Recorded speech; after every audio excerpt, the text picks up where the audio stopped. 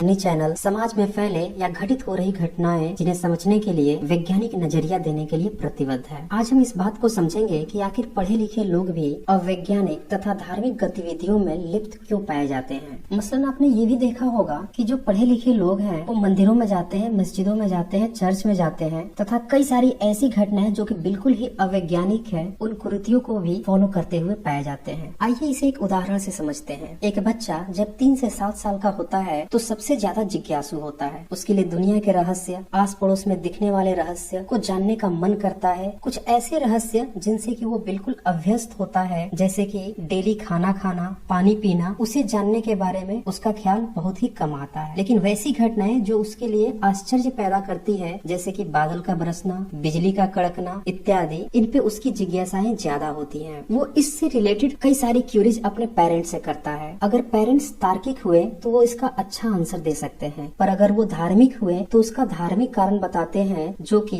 अतार्किक होता है या अवैज्ञानिक होता है, और वहाँ पे उस बच्चे का तर्क खत्म हो जाता है। और जैसे जैसे उसकी उम्र बढ़ती जाती है वो उससे अभ्यस्त होते जाता है और उससे रिलेटेड क्वेश्चंस को अवॉइड करने लगता है, उससे रिलेटेड बातें भी नहीं करता और उसे अपने दैनिक जीवन का हिस्सा बना लेता है। समय बीतने के साथ यही धार्मिक प्रैक्टिसें उसके जीवन का एक अमूल्य हिस्सा बन जाती है, जिसमें तर्क का कोई स्थान नहीं होता। बस वो पीढ़ी दर पीढ़ी परंपरागत उसे ढोते रहता है और चाहे वो कितना भी पढ़ा लिखा हो उस पे कोई तर्क नहीं करता। उसकी सारी तर्क जो है उसके बिजनेस में, उससे पढ़ाई से रिलेटेड या अदर जगहों पे होती, धर्म में या परंपरागत प्रैक्टिसेस में कोई तर्क नहीं होता। अगर इस कहानी को ध्यान से देखें तो हम 2 बातें कंक्लूड कर सकते हैं कि वो बच्चा फ्यूचर में किसी अदर की वैल्यूज को या अदर के आर्गुमेंट्स को स्वीकार नहीं करेगा, क्योंकि उसकी जो धार्मिक प्रैक्टिसेस हैं वो उसके जीवन का अमूल्य हिस्सा बन चुकी है और वो इसे अपने मैटर ऑफ प्राइड से जोड़ के रखता है। मैटर ऑफ प्राइड कहने का मतलब ये है वो इसे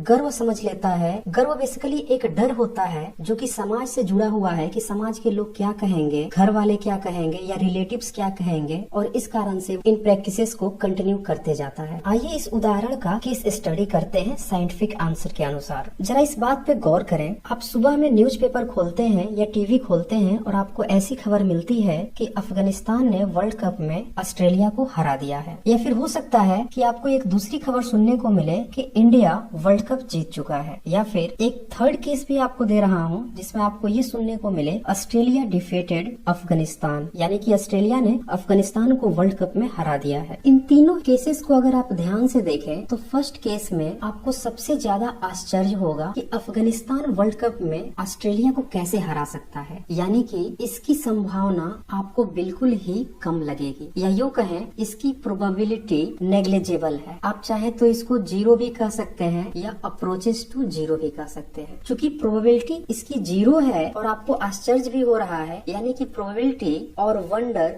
दोनों ही एक दूसरे के उल्टे हैं। अब सेकेंड केस को डिस्कस करते हैं। इंडिया वोन वर्ल्ड कप फाइनल। तो इंडिया वर्ल्ड कप जीत भी सकता है, एक स्ट्रॉन्ग कैंडिडेट है वर्ल्ड कप का, तो इसकी पॉसिबिलिटीज 50-50 की होगी, यानी कि जीत भी सकता है, हार भी सकता है, लेकिन चांसेस ज्यादा है। एब्सोल्युटली 1 तो नहीं कह सकते हैं, लेकिन पॉसिबिलिटीज 1 से थोड़ी कम हो सकती है, लेकिन 0 से ज्यादा है। मैं यहाँ पे 50% सेफ जोन के लिए ले रहा हूँ। अब थर्ड केस देखिए, Australia defeated Afghanistan in world cup final. Australia काफी स्ट्रॉन्ग है क्रिकेट में और अफगानिस्तान को इजिली हरा सकती है, तो इस बात से आपको कोई भी आश्चर्य नहीं होगा और यहाँ पे चांसेस 100% होंगे, यानी कि प्रोबेबिलिटी लगभग 1 होगी और यहाँ पे आपको कोई भी आश्चर्य नहीं होगा। तो ये तीनों एग्जाम्पल सिर्फ इसलिए थे ताकि आप इस बात को समझ सको कि आपको वंडर कहाँ पे होता है, आप कहाँ पे आश्चर्यचकित होते हो। यहाँ से आप क्लियरली कंक्लूड कर सकते हो कि जिसकी प्रोबेबिलिटी नहीं है यानी कि 0 है, वहीं पे हमें आश्चर्य होता है, और जिसकी प्रोबेबिलिटी 100% है वहाँ पे हमें आश्चर्य नहीं होता। यही बात लागू होती है दैनिक जीवन में। आप कितना भी साइंस पढ़ लो,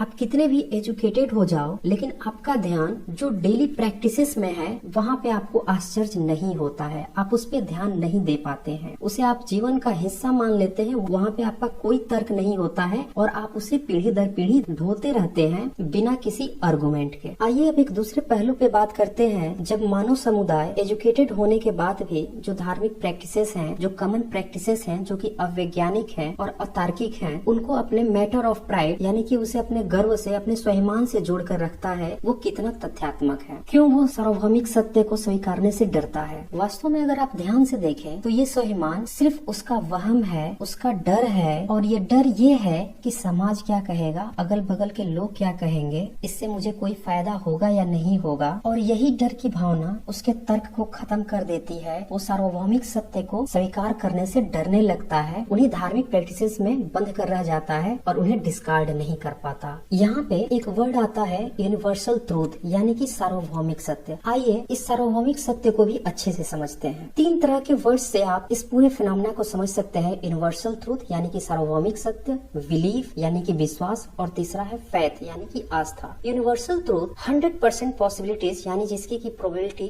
1 हो, जो घटनाएं बिल्कुल ही सत्य हो, उसे हम यूनिवर्सल ट्रूथ कहते हैं। जैसे कि सूर्य का पूरब में निकलना, इनकी पॉसिबिलिटीज 100% है और इसीलिए यूनिवर्सल ट्रूथ में आते हैं। सेकेंड है बिलीफ यानी कि आपके पास कोई एविडेंस नहीं है लेकिन कोई स्ट्रॉन्ग पॉइंट आपको लग रहा है तो आप बिलीव करते हो सकता है आपका बिलीफ गलत भी हो सकता है सही भी हो, लेकिन उसका कोई स्ट्रॉन्ग एविडेंस नहीं होता है, वो आपके मानने के ऊपर होता है और इसका फायदा उठाते हैं धार्मिक प्रैक्टिसेस। तीसरा होता है फेथ यानी कि बिलीफ विदाउट एनी एविडेंस। आपके पास कोई भी सबूत नहीं है, कोई स्ट्रॉन्ग पॉइंट नहीं है, बस आप अंधभक्ति में उसे मान रहे हैं। आपने बिल्कुल उसे मानने की कसम खा रखी है कि मैं इसे मान के रहूंगा, और इसे ही कहते हैं फेथ यानी कि आस्था। आमतौर पे धार्मिक लोगों से आपने ये सुनते हुए पाया होगा कि ये आस्था का विषय है, यानी कि इसमें कोई भी आर्गुमेंट नहीं, बस मान लो। यानी कि फेथ में जो पॉसिबिलिटीज है उसे आप 0% कह सकते हो, क्योंकि आपके पास कोई भी फैक्ट नहीं है, साइंटिफिक फैक्ट नहीं है, कोई भी एविडेंस नहीं है, बस किसी ने कहा और आपको मान लेना होता है। तो इस तरह से आप पाते हैं कि अगर आप तार्किक हैं तो यूनिवर्सल ट्रूथ को वैल्यू देंगे, और अगर आप तार्किक नहीं है फिर भी थोड़ा लॉजिकली सोचते हैं या नहीं सोचते हैं तो फिर आप बिलीफ को ध्यान देंगे। हो सकता है आपका बिलीफ गलत भी हो जाए, हो सकता है सही भी हो जाए, लेकिन जो थर्ड वर्ड है फेथ, ये बिल्कुल ही अंधभक्ति की पहचान है। तो इस तरह से आप पाते हैं कि समाज में जितने भी लोग हैं वो जो प्रैक्टिसेस कर रहे हैं उनका एजुकेशन से कुछ भी लेना देना नहीं है। वो चाहे कितने भी पढ़े लिखे हों या अनपढ़ हों, वो पीढ़ी दर पीढ़ी जो मान्यताएं हैं, प्रैक्टिसेस हैं, उनको बिलीफ और फेथ के दम पे करते रहते हैं, और यही कारण है कि वो इन सब प्रैक्टिसेस में